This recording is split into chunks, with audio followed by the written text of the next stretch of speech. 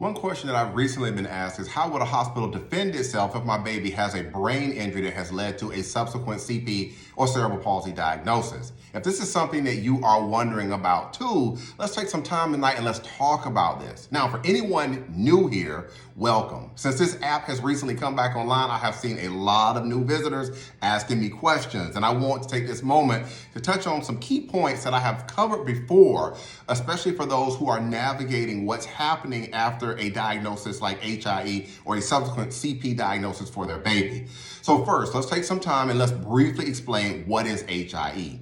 HIE, or hypoxic ischemic encephalopathy, is a type of brain injury caused by a lack of oxygen and blood flow during labor and delivery in our context. Cerebral palsy, or CP, is a type of motor condition that results from specific damage to certain areas of the brain. These two diagnoses are often connected because of brain damage from HIE can in some instances lead to a CP diagnosis.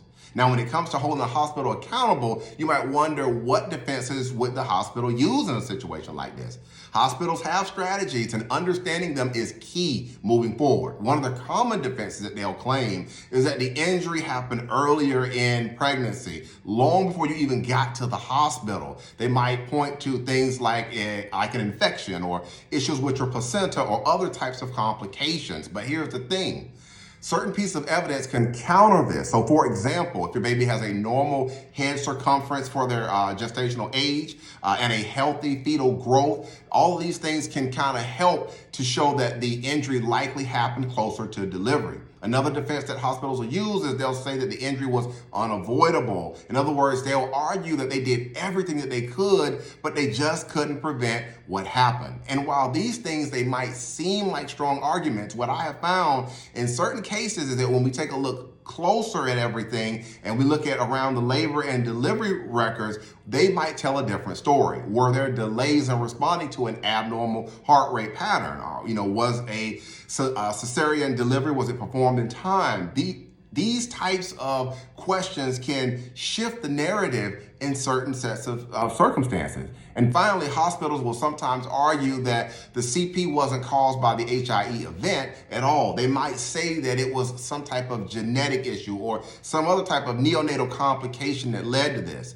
But modern imaging techniques like an MRI can show certain types of brain patterns that can be consistent with HIE. And that connection often can be made clearer in certain cases. So how do these hospitals build these defenses? They may select and focus on certain parts of your medical record to fit their version of events and bring in their own medical experts to support their claims. So they may even point to other types of maternal factors as the cause. But that's why a thorough and independent review of the medical records is so important in this situation. Our firm takes on the initial investigation of these types of cases to no cost to you. So that means that you don't have to worry about the financial side up front while you're trying to see and learn the truth in what was going on. If you're wondering how to counter these defenses, it starts with asking the right types of questions. So were the abnormalities on the fetal heart monitor, were they caught in time? Were medications like Pitocin administered properly during your labor? Were there delays in delivery of a factor? These details matter, and that's why we approach every one of these cases with a detailed medical and legal investigation into what may have happened.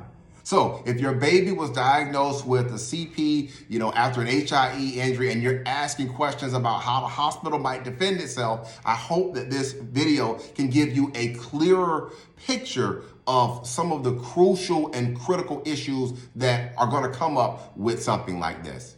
Again, I'm Marcus Boston, and if you have any other questions about your baby's HIE brain injury at birth or a subsequent CP or cerebral palsy diagnosis, do not hesitate to reach out and contact me. You can find out more information about me if you click my profile, or if you're on certain apps, you can send me a DM, or you can just wait and watch the picture that follows this video. All right, that's going to be it for this evening's quick educational video. This one wasn't too long. Have a great evening, everybody.